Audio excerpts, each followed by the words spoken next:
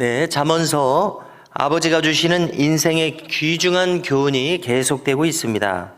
오늘 본문에서는 크게 4가지 주제의 교훈을 주고 있습니다. 그것을 요약하면은요, 첫 번째로 함부로 보증을 서지 말아라. 두 번째, 게으르게 살다가 망한다. 세 번째, 불량하고 악한 자는 필히 망한다. 네 번째, 하나님께서 싫어하시는 것 67가지가 있다. 이렇게 4가지 주제를 다루고 있습니다. 자, 첫 번째로 함부로 보증을 서지 말라고 합니다. 보증을 서지 말라는 것은 참으로 만고불변의 법칙인 것을 알 수가 있습니다. 자, 우리가 사랑하고 아끼는 일가, 친척, 친구, 지인의 보증을 선다고 가정해 보겠습니다. 보증을 선 일이 잘 되면 좋겠지만은 일이 잘못될 수가 있습니다. 자, 그래서 만일 당사자가 잠적을 합니다. 그러면 보증을 섰던 자신이 대신 그 모든 책임을 져야 합니다. 그래서 자신이 파산합니다. 그렇기 때문에 애초부터 남을 대신해서 책임을 지겠다고 하는 이 보증이 너무나도 무모하고 위험한 이유가 이것입니다. 자, 성경도 보니까 오늘 여기 잠언에서 보증을 서지 말아라 이렇게 말하고 있습니다. 그리고 오늘 말씀을 보니까 만일 당신이 보증을 섰다면은 얼른 가서 그 사람에게 극구 사죄하면서 이 보증을 물러달라고 말하라. 노루와 새가 사냥꾼의 올무와 그늘을 피하듯이 속히 그 올무에서 빠져나오라고 이렇게 구원하고 있습니다. 자신을 구원하라 이렇게 말하고 있습니다. 자, 이제 두 번째 주제는 게으르지 말아라 말씀합니다. 자, 게으름의 결과를 말하는데요, 11절을 보니까 빈궁해집니다. 궁핍해집니다. 내 빈궁이 강도같이 임하고 내 곤핍이 군사같이 임하리라 말씀합니다. 자, 강도나 이 군사로 오는 적군은 자, 사람의 입장에서, 당하는 입장에서 어떻게 됩니까? 피할 수가 없습니다. 만일 강도가 흉기를 들고 위협을 한다면은 다 내줄 수밖에 없지 않습니까? 적군이 공격해 온다면은 고스란히 그 자리에 서 있기 때문에 당할 수밖에 없습니다. 그래서 오늘 말씀은 게으름이라고 하는 것은 필연코 치명적인 결과를 낳게 된다고 말씀하고 있는 겁니다. 가난과 궁핍을 스스로가 자초하고 있다고 이렇게 말씀하고 있습니다. 자, 그래서 이 게으름을 피해야 되겠는데 이 게으름을 피하기 위해서 개미에게 배우라 이렇게 말씀하고 있습니다.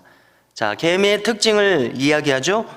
개미는 지도자도 없고 감독자도 없고 통치자도 없는데 스스로 일하더라 이렇게 말하고 있습니다. 뒤이어서 이 개미에게 배울 것이 뭔가 우리가 한번 생각을 해본다면요. 자, 개미는 이제 노동을 합니다. 그리고 준비를 합니다. 부지런합니다. 저축정신을 가지고 있다고 말합니다. 꾸준합니다. 쉼없이 성실하게 일을 합니다. 자, 우리가 학자들 중에서 막스 베버라고 하는 학자가 있습니다. 그는 프로테스탄트 윤리라고 하는 책을 쓴 것으로 알려져 있는데요. 1900년대 초반에 쓴 이 책은 어떤 내용을 가지고 있는가 하면은 이 서양의 자본주의가 처음으로 발달할 때 이 사회 안에서 개신교도들 중에서 성공한 사람들이 많이 나왔다고 합니다. 왜 그렇게 개신교도들이 성공했는가 하는 그 이유를 연구한 책입니다. 그래서 그 내용을 보면은 한마디로 개신교인들은 칼빈주의 정신으로 무장하고 있는데 첫째로 부지런합니다. 성실합니다. 또 직업을 하나님이 주신 소명으로 알고 있습니다. 그리고 개신교도들은 물질을 숭배하지 않습니다. 그러나 물질로 성공한다면은 이것은 하나님께서 그를 택하셨기 때문에 그렇게 성공한다고 생각했습니다. 자, 한마디로 보면은 조금 전에 우리가 개미가 어떤 특징을 가지고 있는가 살폈는데요. 그 내용을 다 가지고 있습니다. 노동을 합니다. 준비성을 가지고 있습니다. 부지런합니다. 저축정신을 가집니다. 꾸준합니다. 성실성을 가지고 있습니다. 여러분, 이 정신들이 다 무엇입니까? 신실한 신자들이 가지게 되는 덕목입니다. 우리가 신약의 표현대로 한다면 심은 대로 걷는 원리를 깨닫고 있습니다. 받은 달란트를 최선을 다해서 남기는 정신을 가지고 있습니다. 성실성과 노력으로 무장한 신앙인들이 잘 될 가능성이 높은 이유인 것을 우리가 깨닫게 됩니다. 자, 계속해서 오늘 말씀에서 세 번째로는 불량하고 악한 태도를 가진 사람들은 필연코 멸망한다, 이렇게 말하고 있습니다. 자, 악인들은 불량한 태도를 가지고 살아갑니다. 자, 먼저 그들의 특징을 보니까 구부러진 말을 하고 다닙니다.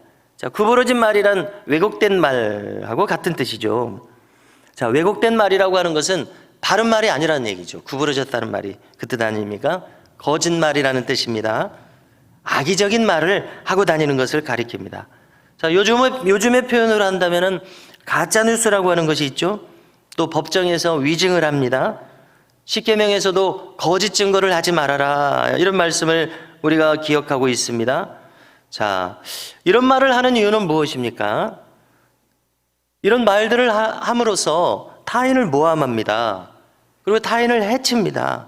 그래서 타인을 파멸시키려는 의도를 가지고 이런 거짓말이나 위증을 합니다. 얼마나 악한 마음의 자세입니까? 자, 또 그들은 어떤 태도를 가지고 있냐면은 눈짓을 합니다. 발로 뜻을 보입니다. 손가락질을 합니다. 자, 한마디로 몸을 놀리기를 불량스러운 태도를 가지고 있다는 겁니다. 우리가 영화를 보면은 불량배들이 있지 않습니까? 그런 태도를 가지고 있다는 것입니다.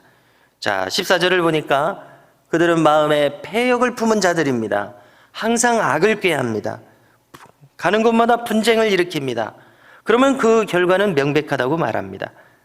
그들은 결국 재앙을 당해서 멸망하게 될 것이다. 오늘 잠언이 경고하는 경고가 바로 이것입니다. 만일 그들이 끝까지 회개하지 않고 이런 태도로 인생을 계속해서 살아간다면 오늘 말씀은 무엇라고 말씀하는 겁니까? 필연코 그들은 이 인과응보의 심판을 받을 것이다, 이렇게 말씀하는 것입니다. 자, 오늘 말씀을 보니까 네 번째 주제는 여호와 하나님께서 미워하시는 것이 67가지가 있다고 그것을 열거하고 있습니다.